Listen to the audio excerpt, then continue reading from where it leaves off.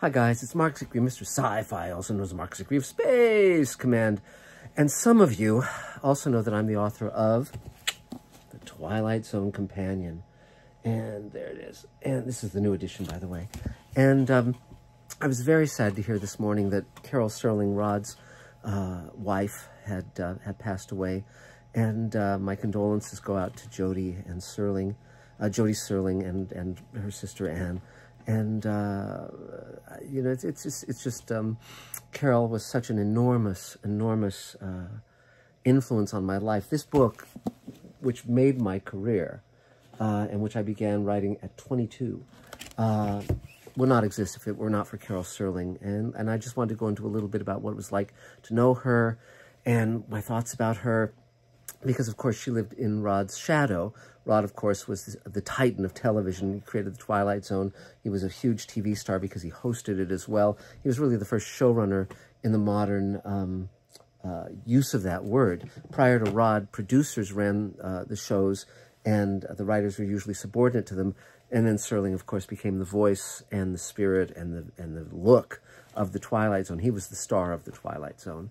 And I just want to take you on the journey of how I got to know Carol and how she really took a gamble with me, and it really was an amazing journey. So here's the gist of it. I, of course, grew up watching Twilight Zone. It was an amazing show. That and the original Outer Limits and the original Star Trek made me a writer. They inspired me to become a writer, because particularly with Twilight Zone, you had the sense that here was someone saying, this is something I deeply care about. This is me bringing my A game. There's nothing like what you're going to see that's ever been on television before, and it's going to profoundly influence you and profoundly change you and change the view of reality that you have. And week after week after week, Serling and his collaborators, Charles Beaumont, Richard Matheson, George Clayton Johnson, Earl Hamner, and all of the wonderful directors, and Buck Houghton, the producer, and George Clemens, the director of photography, created the high watermark of television. Just the fact that we're 60 years down the road from when Twilight Zone debuted in 1959, and the fact that it's still as powerful and as effective and as memorable now as it was when Rod created it, is a testament to the astonishing work that was done. He changed television, and he is the inspiration for all the showrunners today. I mean, we all love Twilight Zone. We all hold him up as our icon and role model. But Carol is unsung in many ways, and I wanted to rectify that to a certain degree, because particularly when you're beginning your career, you need someone to believe in you when you haven't proven that you deserve to be believed in. And Carol was certainly that to Rod. She met him after World War II. Rod came back from World War II. He had joined the paratroopers right out of high school, and he came back, and he was definitely had PTSD, and he enrolled on the GI Bill at Antioch College, and he met Carol there. They fell in love. They were married. She was a very beautiful young woman and a beautiful bride. I saw the photos, the wedding photos in Rod's and Carol's personal albums, and she said to me that she had never met anyone like Rod before. She said it wasn't arrogance, it was confidence, and he. You know, together with Carol, when they first started out, he started submitting radio scripts. This is just before TV was, you know, just starting to come into the equation. Radio was the big medium at the time, and was certainly what Rod had grown up on. And he started writing these radio scripts and then TV scripts, and overwhelmingly they were initially rejected. He said, Rod said that they wallpapered the bathroom with them. And yet Carol said, keep going. And she would read his scripts, and she would give him notes. She was a very intelligent and calm presence. She was very smart, really loved Rod. And the two beautiful daughters they had, Anne and Jody, were a testament to the strength of that family, and the fact that both Jody and Anne felt loved and knew they had parents who cared deeply about them, even though Rod was, of course, enormously hardworking and prolific. He always made time for his family, and Carol certainly did. And so I, you know, growing up with Twilight Zone, I knew of Rod, of course, but I didn't know about Carol. And then when I was 19 and attending the Clarion Writers Workshop at Michigan State University during that summer, the word came through, the news came through that Rod had died at 50. And we were all stunned. This was 1975. And I was just thunderstruck because he was like a member of the family. That television had an intimacy that film didn't have. Films you had to go out and see, or they'd end up on reruns in TV, but they seemed like a very cool, and I mean in that sort of a colder medium than television. Television came into your home. It was free. It had advertising, but you saw it once a week. Everyone watched the same shows. There were only 3 networks at the time. And everyone knew The Twilight Zone. Everyone knew all of the shows that were on the air. And Twilight Zone, of course, was the inspiration that led to Outer Limits, that led to Star Trek, that made those shows possible.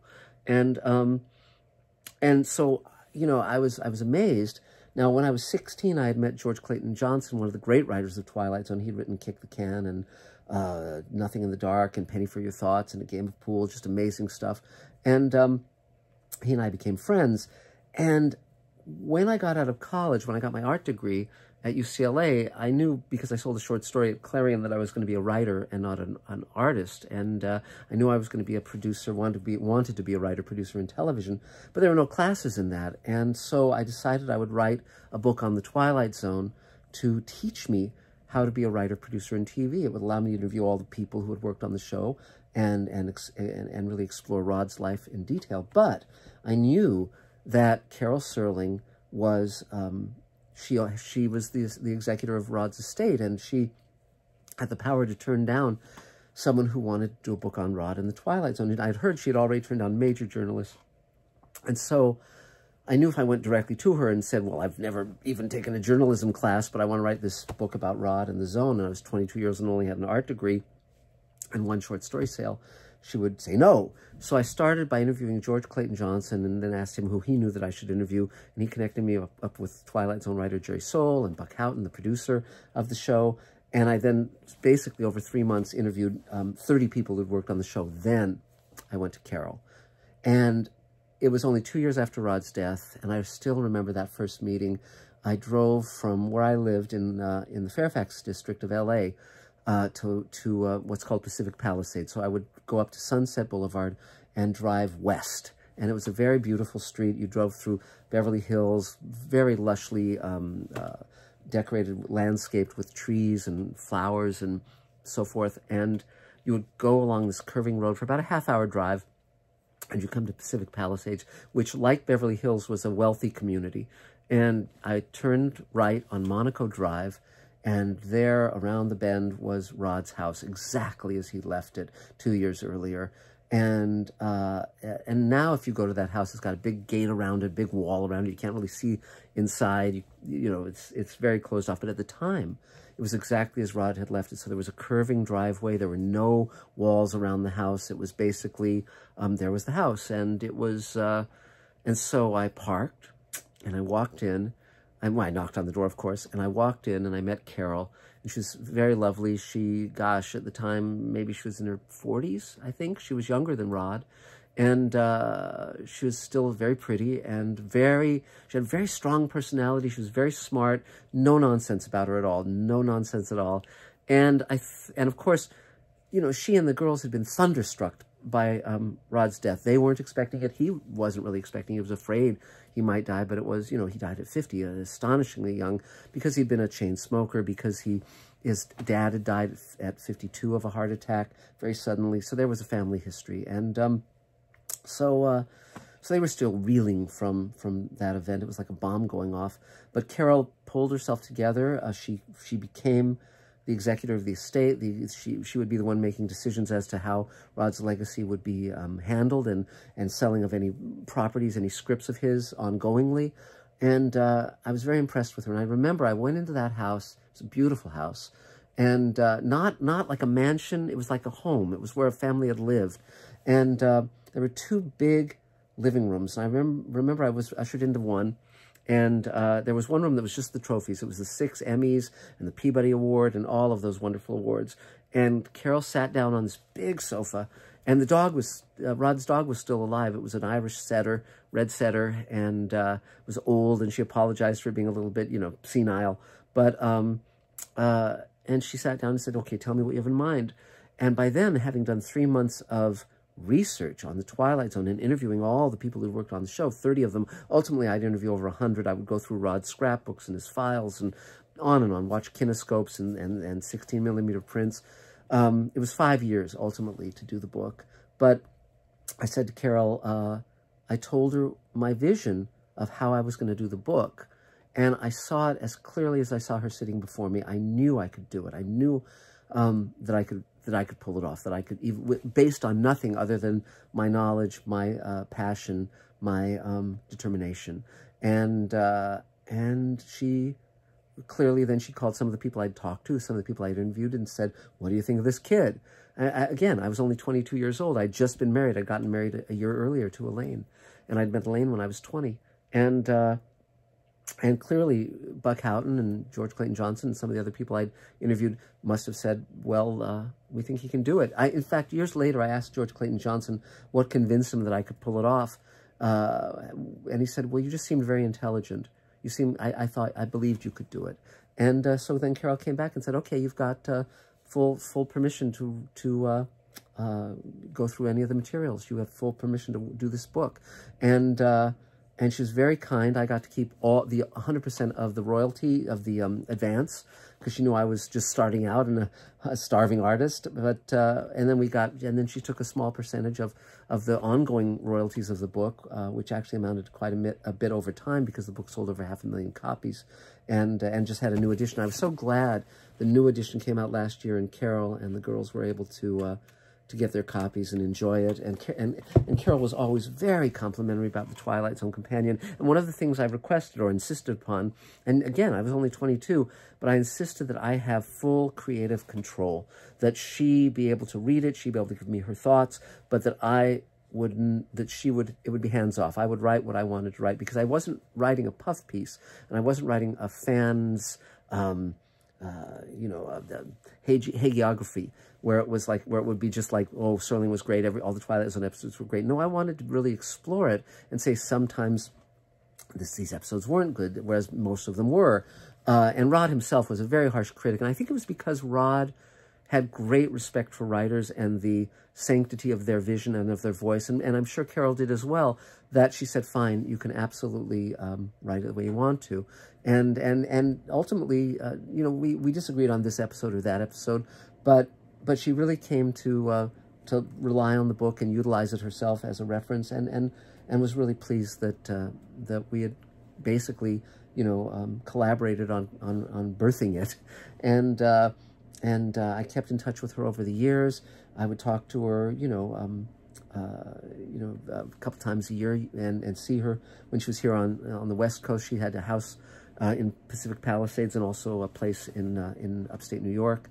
And she was just a good-hearted person, and it was funny because I'm sure at some points, being the keeper of the flame and having to deal with Rod's legacy, there was a weight to that. I don't think that was her dream of heaven often. I think she was very proud of what Rod had accomplished. I think she was very proud that she could be part of that, and certainly early on she was very instrumental in his success. As his career went on, of course, he became more and more flying on his own power once he became, this huge TV star and the most, Emmy-winning writer of his time. But there was always still that family unity. He always came back to the home, back to the family, and there was always a sense of a home there, and of the home life was very important to him. He would. Anne Serling has written a great book about her father. I highly recommend it. So you should immediately go out and buy The Twilight Zone Companion, the new edition on Amazon, and also you should buy Anne Serling's book. She also reads it. There's an audio version of it that I highly recommend. It's a great piece of writing. And actually interviewed Jody Serling for the new edition of The Companion. I interviewed when I wrote the book, the first edition, but the new edition, there's actually a link to where you can listen to the audio of my interview with Jody Serling. And so, it's you know, and Carol and I had many fun times, many good dealings. There's a photo I'm posting on this video, which is a photo of Carol and myself. When the Twilight Zone Companion, when I finished it, I threw a Twilight Zone party for the directors, the writers, the actors, and Carol, who had worked on all the people who'd worked on the Twilight Zone. We had a Twilight Zone cake, and though ironically, it had blue icing for the Starfield, and I later found out that cake went in blue and it came out blue as well. But fortunately, that I was gonna say that passed, but I won't go there. But Carol was very, very supportive. And when the Twilight Zone magazine came out, she was an editor of that magazine, as was I. And so she asked me, she didn't know about science fiction the way I did. And so she said, tell me everything about science fiction. And so I said, well, you know, science fiction has these big conventions, the World Science Fiction Convention. They give out this prestigious award called the Hugo Award, which is sort of like the Oscars of science fiction. It's a big rocket ship. And I would love to win one. And Carol said, oh, and she walked me into the trophy room where there were the 6 Emmys and the Peabodys, and she picked up one of the 3 Hugos that Rod had won for Twilight Zone, and she said, so that's what these are. We were using them as doorstops. Now, I realized what I should have said at that point was, well, if you don't mind, I'd like to take one home, Carol. But I didn't, and so, you know, c'est la vie. So I told Carol all about this stuff, and I told her about the willing suspension of disbelief, where you go along with the notion, the fantastical notion of a science fiction or fantasy story. You suspend your disbelief to believe what it proposes. If, you know, you accept the fantastic notion of it. And though it's very funny because Carol at one point got the phrase wrong and referred to it as willing suspendering of disbelief, which is a phrase that I still use to this day because I find it so amusing. And but she became an editor of the magazine. She became an editor of a number of books that were in the Twilight Zone tradition. Anything related to Twilight Zone essentially needed her imprimatur. And so the Jordan Peele Twilight Zone. The last time I saw Carol was at the Paley Center premiere of the new Twilight Zone, the Jordan Peele version, and it was great to see her with Jodie.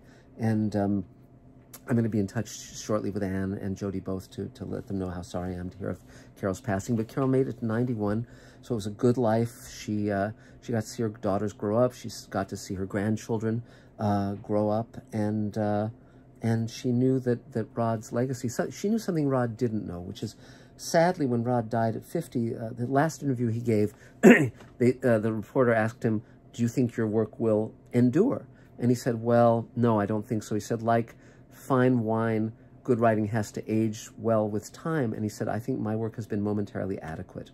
And it's very sad that he didn't know the enormous longevity and resonance and power that his work would exert, and that he had changed the medium of television so much for the better, and also that the Twilight Zone itself would still be loved and still be popular 60 years later, and I'm sure it'll be popular 100 years from now. I'm sure that people will be watching it on and on and on and on. It's just like people love the classic films, whether it's Citizen Kane or Charlie Chaplin or Humphrey Bogart, you know, African Queen, any of those.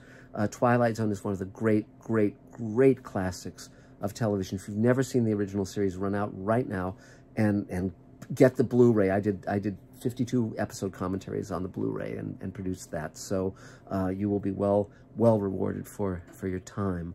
So that's about it. But the point I was making a moment ago was that whereas Rod didn't get to know that the Twilight Zone had endured, Carol did. So what had started with just the two of them and Rod clacking away on a typewriter, as soon as he was successful, he started dictating his scripts onto wire recorders and ultimately cassette recorders. But he didn't know what he had accomplished, and Carol got to see what she had accomplished with Rod, encouraging him, giving him notes, telling him to stick with it and to keep going. And because of her faith in Rod and Rod's astonishing talent, the two of them changed the world. And so Carol is gone. She made it to 91, and that was great. It was great to have known her for the past 40 plus years. She was a dear soul, and this, as I said before, this would not exist without her. And so, you know, hopefully if there's a heaven, I'll see Carol again, and she lives in my heart and in my mind, and I'm so glad that I have a YouTube channel where I can share some of my memories of her with you. So that's about it for now. We'll talk again really soon, and if you're not if you haven't subscribed to Mr. Sci-Fi, please subscribe. I'm posting regularly about all these things, the wonderful world of science fiction, including the work that I'm doing in this great medium that Rod inspired me to be part of. So that's it for now. Subscribe, ding the little bell, and we'll talk to you again real soon. Bye, guys.